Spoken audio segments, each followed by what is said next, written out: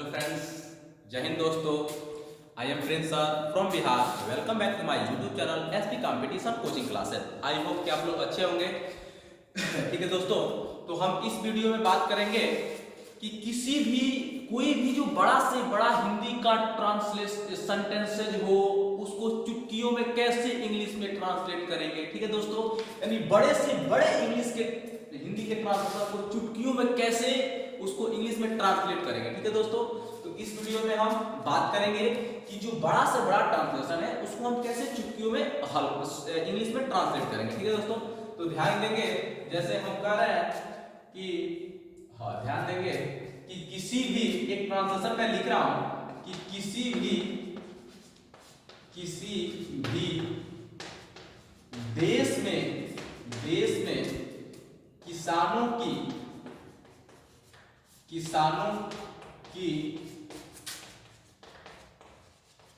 स्थिति कृषि के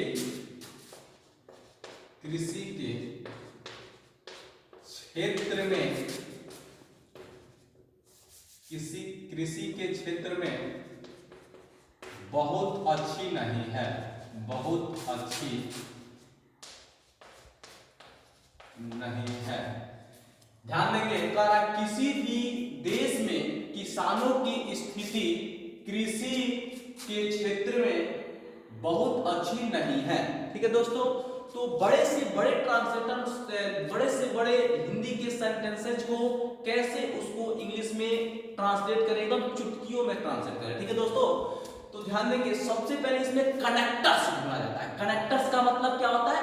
जो कनेक्ट करे, कनेक्ट का मतलब जो जोड़ने का काम करे, उसी को कनेक्टर्स बोला जाता है। समझ रहा ना? जैसे प्रीपोजिशन आपको जानते हैं ना, प्रीपोजिशन इन, इनटू, ऑन, ठीक है ना, अपॉन, विद, विदिन, ये सब क्या है? प्रीपोजिशन है, इसी को कनेक्टर्स भी बोलते हैं। ठीक है ना? तो कनेक्टर्स का मतलब होता है जो वाक्यों को जोड़ने का जो काम करे, उसी को क्या बोलेंगे? कनेक्टर्स बोलेंगे। ठीक है ना? तो अब ध्यान देंगे कि जहां पे कनेक्टर्स मिल जाता है उसकी अंग्रेजी पीछे से चलते हैं, कनेक्टर्स नहीं मिलता उसकी अंग्रेजी आगे से चलते हैं। ये टॉपिक आप लोग याद रखेंगे कि जहां पे कनेक्टर्स मिल जाता है उसकी अंग्रेजी पीछे से, कनेक्टर्स नहीं मिलेगा उसकी अंग्रेजी आगे से, और दोनों को ले जाकर के क्या करेंगे बाबू? दोनों को ले जाकर के यहाँ पे बीच में क्या करेंगे? जोड़ देंगे। दोनों को ले जाकर के बीच में क्या करेंगे? जोड़ देंगे। ठीक है ना? यहाँ पे ले जाकर दोनों को यहाँ जोड़ देंगे। समझ में आ रहा है ना? अब दोस्तों ध्यान देंगे कि दुनिया का कोई भी ट्रांसलेशन हो हिंदी का, उसको ट्रांसलेट इंग्लिश में करने के लिए क्या चाहिए बाबू? तो पहले सब्जेक्ट चाहिए, फिर क्या चाहिए? वर्ब चाहिए, और फिर क्या चाहिए? OW यानी अदर वर्ड चाहिए। चाहे वो दुनिया का कोई भी ट्रांसलेशन हो, उसको ट्रांसलेट करने के लिए यही सब चाहिए। ठीक ना? तो एक बार इधर से और एक बार इधर से लाएंगे और बीच में कनेक्ट करेंगे, तो ये आपका क्या बन जाएगा बाबू? हल हो जाएगा। समझ में आ रहा है? यानी एक बार इधर से एक बार इधर से, और ये OW। ठीक है ना? सब्जेक्ट चाहिए, वर्ब चाहिए, OW का मतलब अदर वर्ड, दोनों को कनेक्ट करेंगे आपस में, तो ये ट्रांसलेशन बन जाएगा। ठीक है दोस्तों, तो आइए बिना टाइम गवाते हुए इसको हम इंग्लिश में ट्रांसलेट करते हैं, इस सेंटेंस को। ठीक है बाबू? तो ध्यान देंगे, पहले इसको पीछे से पढ़ेंगे, कनेक्टर ढूंढेंगे पीछे से। है, नहीं, अच्छी, बहुत, में, ये क्या है? कनेक्टर से में। ठीक है ना? ये में क्या है बाबू? कनेक्टर से। ये किसको कनेक्ट कर रहा है? तो क्षेत्र को, मैं इसको वो लिया दे रहा हूं, ये किसको कनेक्ट कर रहा है? क्षेत्र को कनेक्ट कर रहा है ना? अब देखिए के, ये भी क्या है? एक कनेक्टर से। ये किसको कनेक्ट कर रहा है? कृषि। समझ रहा ना? अब देखिए स्थिति, यहाँ कोई कनेक्टर्स नहीं है। कि ये आपका कनेक्टर्स है, ये किसको कनेक्ट कर रहा है? किसानों को। ये किसको कनेक्ट कर रहा है? किसानों की। ठीक, किसान को। ठीक ना? अब आपको यहाँ एक कनेक्टर्स है में, ये किसको कनेक्ट कर रहा है? किसी भी देश। समझ रहा है ना? एकदम यहाँ वीडियो, यहाँ जो पढ़ाया नहीं जाता है, यहाँ सिखाया जाता है, एकदम अच्छे तरीके से आप देखिए। ठीक है? तो ये आपका कनेक्टर्स हो गया। समझ में आ रहा है ना? अब इसको मैं मिटा दे रहा हूँ, मिटा करके इसको मैं फिर इसको अच्छा से लिख दे रहा हूँ। अच्छा से इस ट्रांसलेशन को क्या कर रहा हूँ? लिख दे रहा हूँ। क्या ध्यान देंगे, क्या ट्रांसलेशन था? तो किसी भी देश में किसानों की स्थिति किसी भी देश में ऐसे लिखेंगे, किसी भी देश में कृषि के क्षेत्र में ऐसे लिखते हैं, किसी भी देश में किसानों की स्थिति कृषि के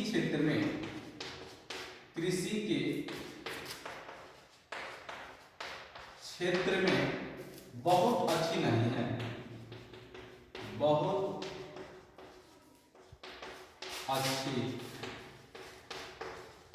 नहीं। किसी भी देश में किसानों की स्थिति कृषि के क्षेत्र में बहुत अच्छी नहीं है। इसको हम ऐसे भी बोल सकते हैं कि किसी भी देश में किसानों की स्थिति, हाँ सही है, किसी भी देश में किसानों की स्थिति कृषि के क्षेत्र में बहुत अच्छी नहीं है। ठीक है दोस्तों, तो यहाँ क्या था, कनेक्टर्स एक ये था और एक ये था और एक ये है और एक ये है, ठीक है, ये आपका क्या है, कनेक्टर्स है, ठीक है ना। तो अब मैं बताया हूँ जहाँ पे कनेक्टर्स मिलता है उसकी अंग्रेजी पीछे से चलते हैं, यानी इसकी अंग्रेजी चलेंगे, इसकी अंग्रेजी पीछे से, ठीक है ना, इसकी अंग्रेजी पीछे से, इसकी अंग्रेजी पीछे से, इसकी अंग्रेजी पीछे से, ठीक है, और इसकी अंग्रेजी किसान, हाँ इसकी अंग्रेजी पीछे से, इसकी अंग्रेजी पीछे से, इसकी अंग्रेजी पीछे से, ठीक है ना, इसकी अंग्रेजी पीछे से, समझ आ रहा है, इसकी इन सब की अंग्रेजी कहाँ से, पीछे से, इन सब की अंग्रेजी पीछे से, और बच क्या गया, तो स्थिति बहुत अच्छी नहीं है, इसकी अंग्रेजी ऐसे चलेंगे, ठीक है दोस्तों, इसकी अंग्रेजी ऐसे चलेंगे, समझ आ रहा ना, किसी को कोई दिक्कत नहीं है, तो स्थिति बहुत अच्छी नहीं है, ठीक है ना। अब इसको ध्यान देंगे, स्थिति बहुत अच्छी नहीं है, मैं इसको थोड़ा ये वाला मिटा दे रहा हूँ, ठीक है दोस्तों, हाँ अब बनाएंगे स्थिति, हाँ एक मिनट रुक जाओ बाबू, हाँ अब ये हो गया ना, ये स्थिति लिखा हूं और ये कृषि है, ठीक है बाबू, हाँ सही है। तो अब क्या बच गया, तो स्थिति बहुत अच्छी नहीं है, तो स्थिति के लिए सिचुएशन लिख सकते हैं, कंडीशन लिख सकते हैं, पोजीशन लिख सकते हैं, तो मैं लिख रहा हूं सिचुएशन, यानी लिखेंगे the situation, the situation is not very good, the situation is not very good, यानी लिखेंगे the situation, the situation is not very good, यानी स्थिति बहुत अच्छी नहीं है, कहाँ बाबू, तो क्षेत्र में, तो लिखेंगे in the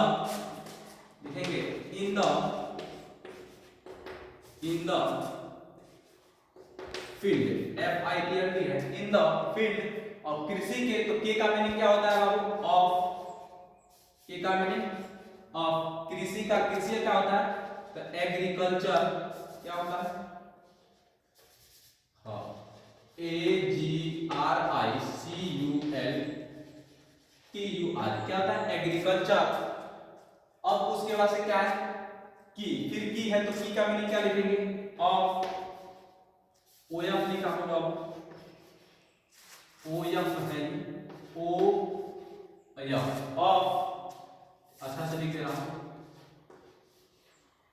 ऑफ किसानों का, तो किसानों का मीनिंग, किसान का क्या होगा, किसान का फार्मर, किसान हो तो फार्मर्स हो जाएगा,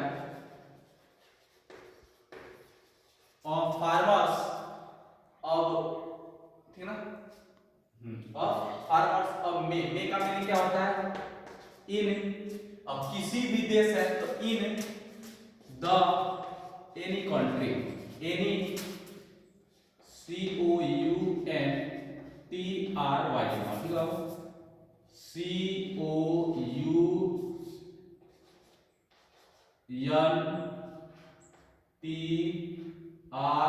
COUNTRY, ठीक है बाबू, समझा रहा ना, यानी पढ़ लेंगे the situation is not very good in the field of agriculture, agriculture का मीनिंग होगा AGRICULTURE, agriculture of farmers, farmers का FARMERS, farmers in the any country, ANY any, country का COUNTRY, कंट्री, समझ में आ रहा है दोस्तों, बस इतना ही, इस वीडियो में इतना ही, फिर अगले वीडियो में जानेंगे कि और जो है बड़े बड़े, इससे बड़े बड़े ट्रांसलेशन को हिंदी के कैसे उसको इंग्लिश में ट्रांसलेट करेंगे। ठीक है दोस्तों, तो यदि आपको वीडियो पसंद आए तो लाइक करें, शेयर करें तथा चैनल को सब्सक्राइब करें। और मुझे आशा है ये वीडियो आपको बहुत ही पसंद आया होगा। ठीक है दोस्तों, और जो बोलता है कि मुझे इंग्लिश नहीं पढ़ना है, मुझे इंग्लिश नहीं आती है, उस दोस्त के पास यह वीडियो शेयर करिए, उस भाई के पास यह वीडियो शेयर करिए, उस मित्र के पास यह वीडियो शेयर करिए। ठीक है ना, जो बोलता है कि मुझे इंग्लिश नहीं सीखना है, मुझे आशा है कि यह वीडियो देखने के बाद वह इंग्लिश का एकदम दीवाना हो जाएगा और बोला अरे अब तो मुझे इंग्लिश सीखना है। ठीक है ना, तो बस इतना ही। थैंक्स, मिलते हैं फिर अगले वीडियो में, तब तक के लिए धन्यवाद, थैंक्स।